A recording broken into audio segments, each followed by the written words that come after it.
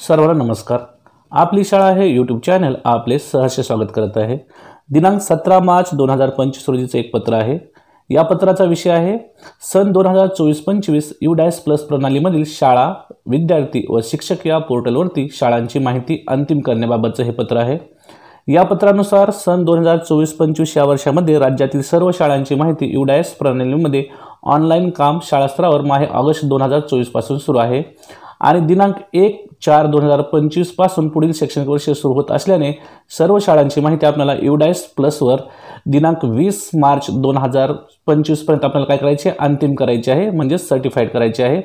तर आजच्या व्हिडिओमध्ये आपण UDAS प्लस प्रणालीमध्ये टीचर मॉडेल्स, स्टुडंट मॉडेल आणि स्कूल मॉडेलवर कशा प्रकारे अंतिम माहिती करायची आहे किंवा सर्टिफाईड माहिती कशा प्रकारे करायची आहे याविषयीची संपूर्ण माहिती पाहणार आहात। तत्पूर्वी आपण जर आपली शाळा या यूट्यूब चॅनलवर नवीन असतील तर सर्वप्रथम या यूट्यूब चॅनलला सबस्क्राइब करायला विसरू नका। चला तर सुरुवात करूया आजच्या व्हिडिओला। त्यासाठी सर्वप्रथम आपण आपल्या मोबाईलच्या क्रोम ब्राउझरमध्ये जाऊया। क्रोम ब्राउझरमध्ये गेल्यानंतर UDAS प्लस ही आपल्याला काय करायचे आहे, वेबसाईट सर्च करायची आहे। आपण या ठिकाणी UDAS प्लस ही वेबसाईट काय करूया, सर्च करूया। नंतर आपल्या समोर येणारी पहिलीच वेबसाईट आपण यावर क्लिक करायचं आहे। क्लिक केल्यानंतर पहा आपल्या समोर लॉग इन फॉर ऑल मॉडेल्सला आपण काय करायचं आहे, या ठिकाणी क्लिक करायचं आहे।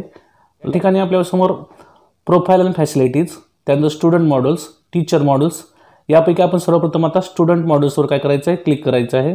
स्टुडंट मॉडेलवर क्लिक केल्यानंतर या ठिकाणी आपल्याला आपली स्टेट आपल्याला काय करायचं आहे, सिलेक्ट करायचं आहे। आपलं राज्य आपण या ठिकाणी सिलेक्ट करूया। पहा या ठिकाणी आपण महाराष्ट्र राज्य सिलेक्ट केल्यानंतर गो या टॅबवर आपण क्लिक करायचं आहे। आपण या ठिकाणी UDAS प्लसचा जो आपला यूजर आयडी आणि पासवर्ड आहे तो टाकून या ठिकाणी सर्वप्रथम लॉग इन करून घ्यायचा आहे। त्यानंतर आपण आपला पासवर्ड या ठिकाणी एंटर करायचा आहे। पासवर्ड एंटर केल्यानंतर खाली जो आपल्याला कॅप्चा दिसत आहे तो कॅप्चा देखील आपण या ठिकाणी भरून घ्यायचा आहे आणि त्यानंतर आपण खाली जे लॉग इन टॅब दिसत आहे त्यावर काय करायचं आहे, क्लिक करायचं आहे। आपण लॉग इन टॅबवर क्लिक करूया। लॉग इन टॅबवर क्लिक केल्यानंतर आपल्यासमोर अशा प्रकारचे एक विंडो येणार आहे। या ठिकाणी करंट अकॅडमिक इयर 2024-25 हे आपण काय करायचं आहे, निवडायचं आहे। त्यावर आपण क्लिक करायचं आहे। त्यानंतर अशा प्रकारची स्कूल इन्फॉर्मेशन आपल्या समोर येणार आहे। आपण काय करायचं आहे, क्लोज करून घ्यायचे आहे।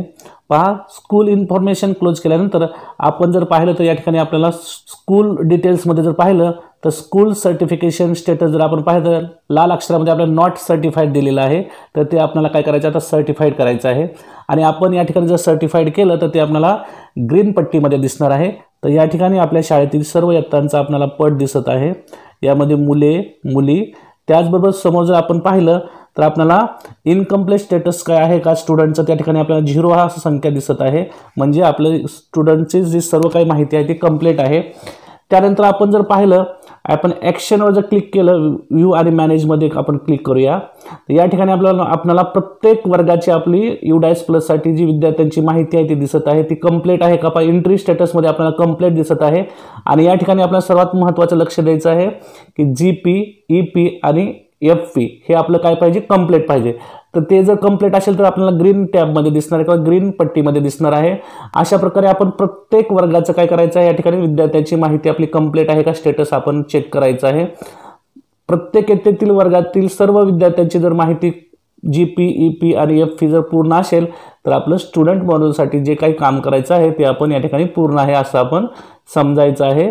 त्यानंतर पुढे पहा, जर आपल्या डाव्या बाजूला पाहिलं तर लिस्ट ऑफ स्टुडंट्सवर आपण क्लिक करूया। डाव्या बाजूला या ठिकाणी ॲक्टिव्ह स्टुडंट्स हा एक टॅब दिलेला आहे, त्यावर आपण क्लिक करायचं आहे। ॲक्टिव्ह स्टुडंट या टॅबवर क्लिक केल्यानंतर आपल्यासमोर अशा प्रकारे आपल्या शाळेतील सर्व इयत्तातील सर्व विद्यार्थ्यांची माहिती आपल्याला या ठिकाणी दिसत आहे। आणि एंट्री स्टेटसमध्ये आपण जर नीट निरीक्षण केलं तर कंप्लीटेड अशा प्रकारे आपल्याला लिहून आल्याचं दिसत आहे। म्हणजे स्टुडंट मॉडेलसाठी UDAS प्लसवर आपण आपल्या विद्यार्थ्यांची जी काय माहिती भरलेली आहे किंवा जी काय माहिती भरायची होती ती आपण पूर्ण केलेली आहे। आणि त्यानंतर जर आपण आपल्या डाव्या बाजूला पाहिलं तर पहा आपल्याला एक नवीन टॅब दिसत आहे, स्कूल सर्टिफिकेशन।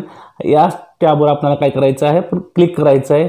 त्या अगोदर आपण जर आपल्या शाळेतील सर्व विद्यार्थ्यांची माहिती स्टेटस कंप्लीट आहे आणि हे जर आपल्याला डाउनलोड करून घ्यायचं असेल तर त्यासाठीचा देखील टॅब आपल्याला दिसत आहे। पहा या ठिकाणी उजव्या कोपऱ्यामध्ये वरच्या बाजूला जर पाहिलं तर डाउनलोड एक्सेल असा एक टॅब आहे, त्यावर आपण क्लिक केल्यानंतर आपल्या शाळेतील सर्व विद्यार्थ्यांची माहिती आपण या ठिकाणी डाउनलोड करून घेऊ शकतो आणि ती आपण पाहायची देखील आहे।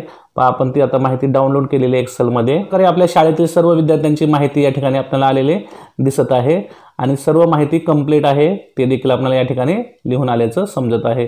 आता आपण पुन्हा एकदा पाठीमागे येऊया। त्यानंतर आपण जर खाली पाहिलं आपल्या डाव्या बाजूला तर एक नवीन टॅब दिलेला आहे, यामध्ये स्कूल सर्टिफिकेशन हा एक टॅब दिसत आहे, यावरच आपल्याला काम करायचं आहे. तर त्यावर आपण क्लिक करूया. स्कूल सर्टिफिकेशन यावर टॅबवर जर आपण क्लिक केलं तर अशा प्रकारे आपल्यासमोर एक इंटरफेस येत आहे. यामध्ये जर आपण पाहिलं तर पहा टोटल स्टुडंट, त्यानंतर कंप्लीट स्टुडंट, इन प्रोग्रेस आणि नॉट स्टार्टेड अशा प्रकारचे टॅब दिलेले आहेत. आणि वर जर आपण पाहिलं स्कूल सर्टिफिकेशन मॉड्यूलमध्ये तर नॉट सर्टिफाईड असे लाल अक्षरामध्ये लिहून आलेलं आहे. तर ते आपल्याला आता ग्रीन अक्षरामध्ये येण्यासाठी कशा प्रकारे सर्टिफाईड करायचं आहे ते आता आपण समजून घेऊया. तत्पूर्वी आपण एक गोष्ट लक्षात ठेवायची आहे, आपल्या शाळेतील सर्व विद्यार्थी आणि कंप्लीट झालेले विद्यार्थी यांची संख्या जुळणं मात्र गरजेचं आहे. इन प्रोग्रेस किंवा नॉट स्टार्टेडमध्ये जर काही विद्यार्थ्याची संख्या दिसत असेल तर सर्वप्रथम आपल्याला इन प्रोग्रेसमध्ये किंवा नॉट स्टार्टेडमध्ये जी काही माहिती आहे विद्यार्थ्यांची किंवा जी काही संख्या आहे त्या ठिकाणी आपल्याला 0 आलं पाहिजे, म्हणजे त्या विद्यार्थ्याची आपल्याला GP, EP आणि FP काय करायचं आहे, कंप्लीट करून घ्यायचं आहे. तर आता आपल्या जर शाळेचं पाहिलं तर आपण टोटल स्टुडंट आणि कंप्लीट स्टुडंट हे दोन्ही अंक किंवा दोन्ही संख्या काय होतात, मॅच होतात. म्हणजे आपण सर्व विद्यार्थ्याची माहिती या ठिकाणी काय केलेली आहे, कंप्लीट केलेली आहे UDICE पोर्टलसाठी. आणि त्याखाली आपल्याला काही सूचना दिल्या आहेत, नोट दिलेले आहेत, ते आपण वाचून घ्यायचे आहेत. खाली काही सूचना दिलेल्या आहेत. The certification process can only be initiated when the status of all student is marked as completed. म्हणजे संपूर्ण माहिती जर आपण विद्यार्थ्याची पूर्ण केली असेल तरच आपण सर्टिफिकेशन करू शकतो. त्यानंतर पहा दुसरा आहे after certification school can still update the information of any student. Certification process पूर्ण केल्यानंतर देखील आपण आपल्या विद्यार्थ्यांच्या माहितीमध्ये काही बदल करायचा असेल तर तो आपण करू शकतो. त्यानंतर पुढे पहा तिसरी सूचना आहे after certification if the school does the following things then the school will be decertified automatically. म्हणजे आपण सर्टिफिकेशन केल्यानंतर जर आपण काही चेंजेस केले, म्हणजे कुठल्या बाबतीत खाली काय दिलेले आहेत आपल्याला पहा सूचना, त्या बाबतीत जर आपण काही बदल केलेले दिसून आलं तर आपलं स्कूल ऑटोमॅटिक काय होणार आहे, डिसर्टिफाईड होणार आहे. त्यामध्ये पहा जर आपण नवीन स्टुडंट स्कूल लेवलवरून ॲड केले किंवा नवीन स्टुडंट आपण ब्लॉक लेवलवरून ॲड केले किंवा काही स्टुडंट आपण इम्पोर्ट केले किंवा क्लास शिफ्ट केला स्टुडंटचा, तर अशा वेळेस आपलं स्कूल काय होणार, डिसर्टिफाईड होणार आहे.